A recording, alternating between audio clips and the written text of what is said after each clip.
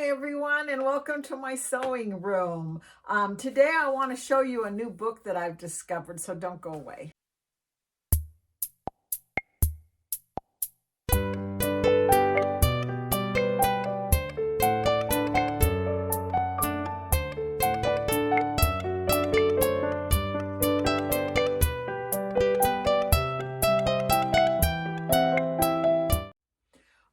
Okay, so this is a new book that my friends and I just kind of found on the internet, and we ordered them in, and I'm going to be teaching a class on it in this Rocky Mountain Sewing and Vacuum starting probably this week. It's called Alice's Wonderland Sampler Quilt. And there's 100 quilt blocks in it. They're all like 6.5 by 6.5 inch blocks, and if you make them all, you'll end up with this huge sampler quilt. And one of the things I really like about it is that it starts out really basic, just straight seams, and then from there it gets into some complicated stuff, so that you end up doing some stars, some paper piecing, some hexagons, and some appliques. So there's a whole lot of different kinds of quilting techniques in here. And I think as we work our way through it, we're going to learn a whole lot of really cool stuff.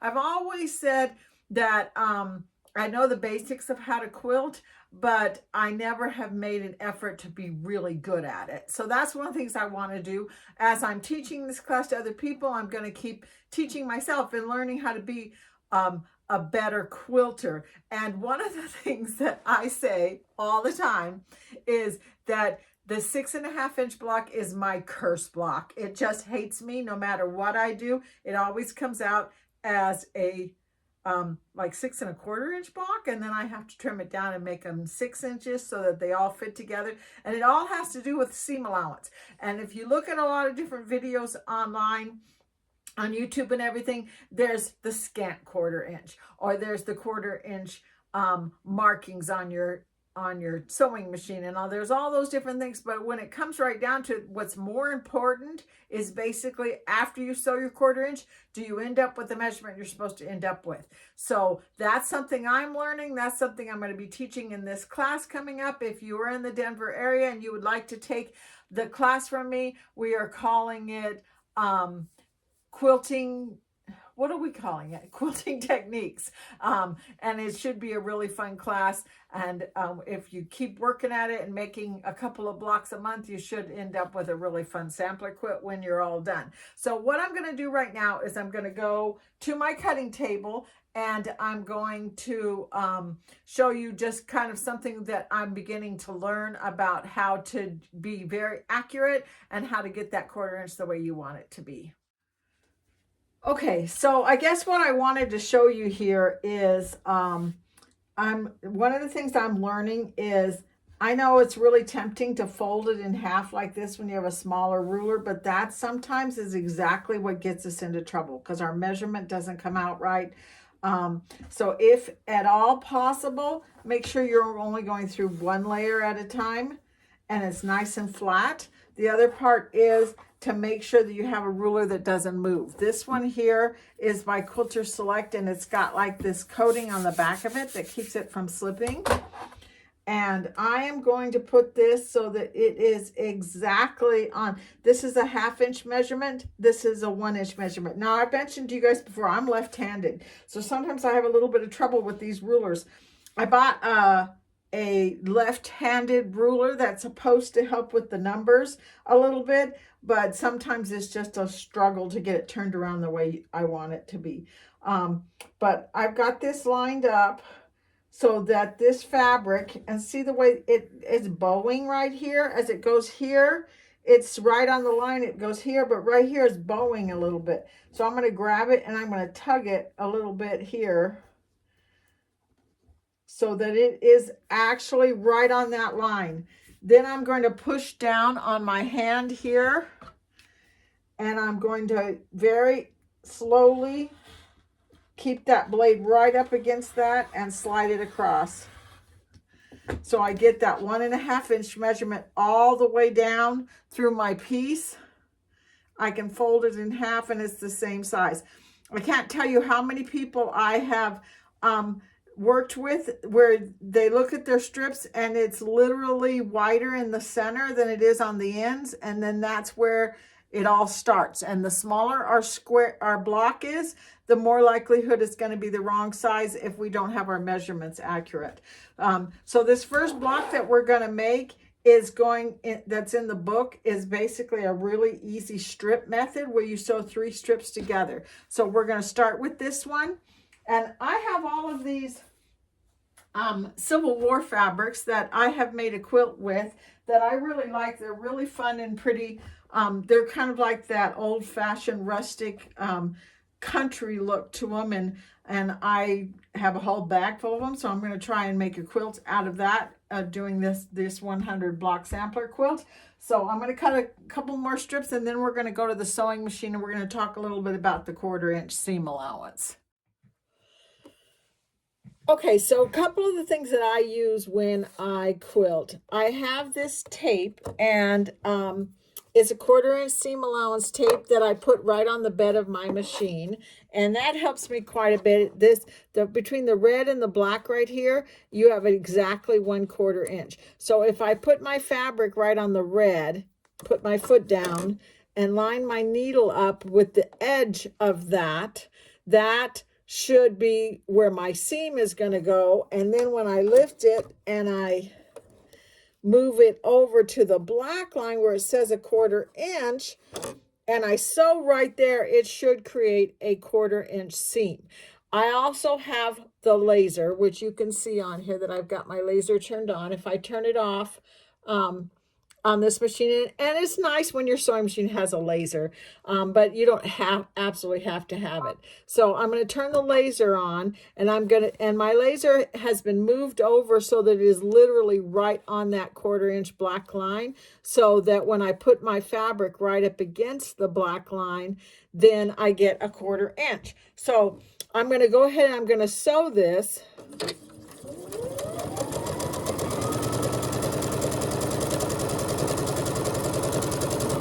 And I'm going to tell you that I took 3 pieces of fabric and sewed them together, and then I pressed them out so that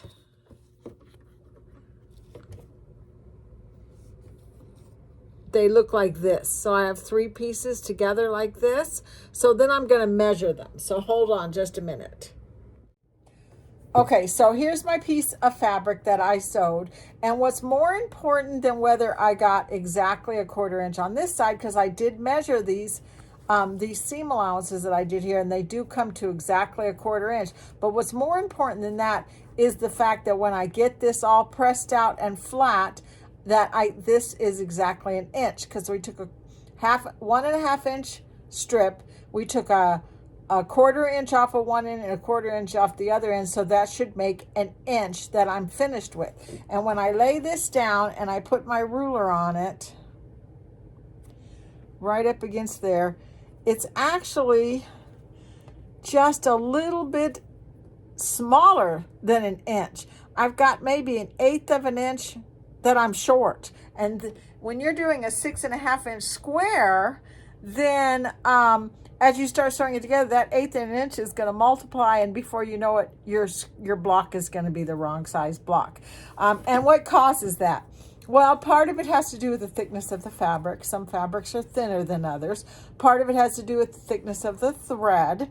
And then when you press it flat, if you press your seams open, they do have a tendency to lay a little bit flatter, but if you press them to the side, which most of us do when we're doing a block so that we can butt them up against each other and lock them in place, then that also changes our measurement. So my measurement's off, and my block is going to be off. So what I'm going to do is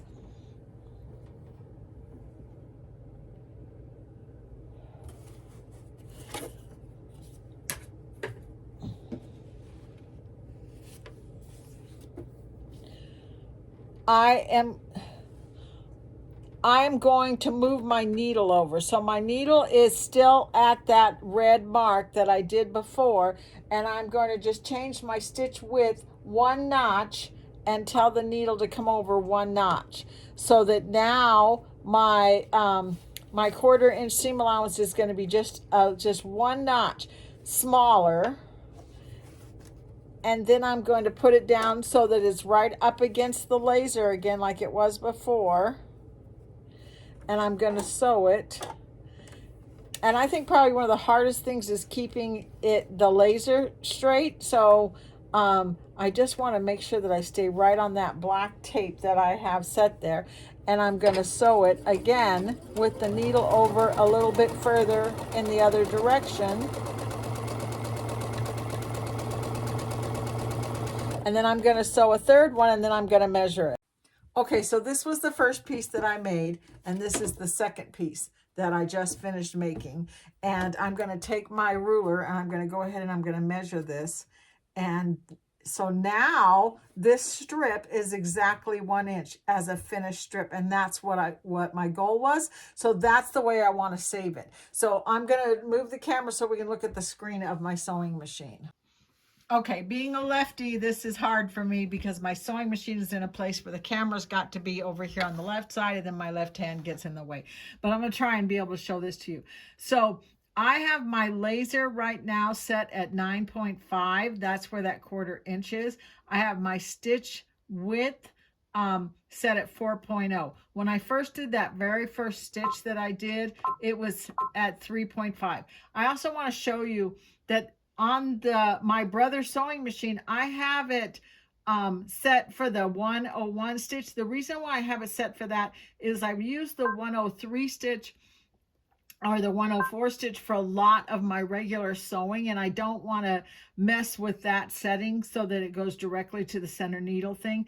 And this stitch I almost never use, so this is a really good one for me to save as my 1/4 inch seam allowance one. So that's the reason why I chose that one.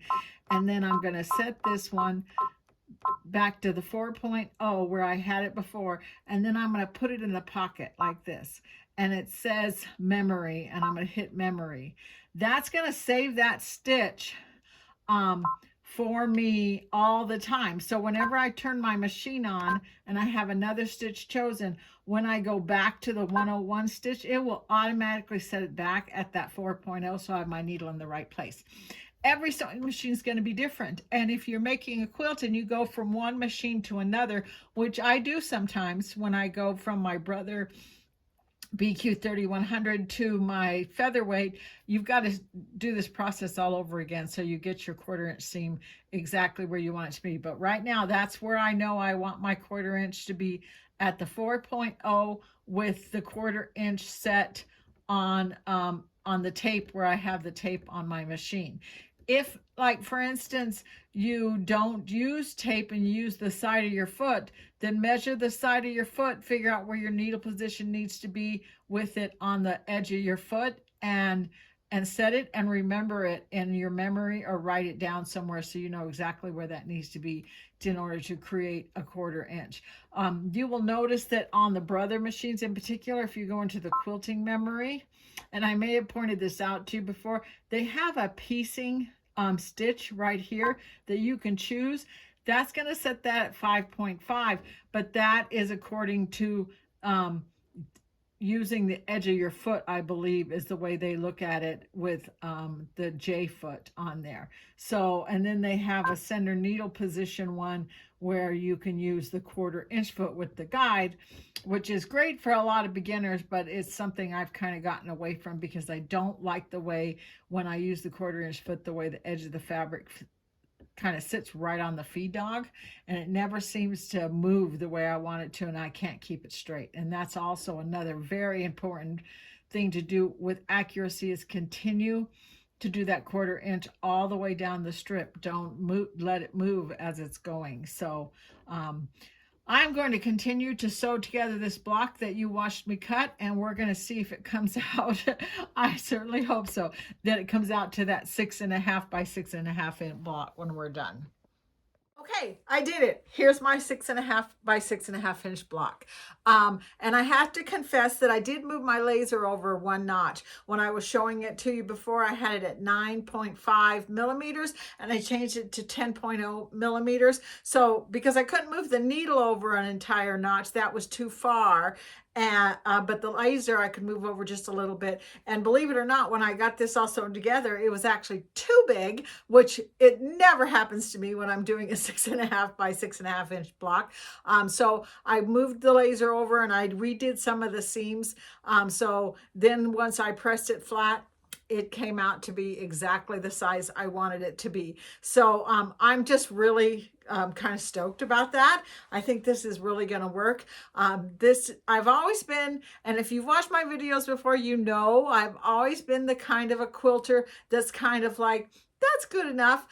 Finished is better. Done is better than perfect, or finished is better than perfect. But I don't want to be that way this year. This is January 1st, 2025. And one of the things that's my goal is I'm going to try and get my quilts to be a lot more accurate. I'm going to try and get my points a lot better. I don't want my blocks to be wonky. One of the next things I'm going to really work on is when you press, you don't push. You just press and make it flat so you don't end up with a wonky square. But this is a good starting point. So if you watch my videos just because you have a Brothers sewing machine, you want to learn how to use it, hopefully I taught you a little bit more about how to use the laser. If you watch them just because you want learn a little bit more about quilting, let's learn together. We can learn a whole lot of fun stuff about how to quilt and how to be better at it. And this book is going to be very helpful to me. And I'm going to try a couple of videos in the future with different blocks that are inside this book. But don't worry, I'm still going to do some of the what's the word I'm trying to look for? Some of the features of the sewing machine. I'm going to still do PE design software, and that brand new Avenir machine is actually in the store right now. The design center is not activated yet, but there's some great new things in the laser, which I'd like to get into the store and show you how that is going to be fabulous. I've been able to play with it just a little bit. So maybe that's exactly what my next video will be. So don't miss it. And make a comment, subscribe, tell your friends, and I'll see you next time. Bye-bye.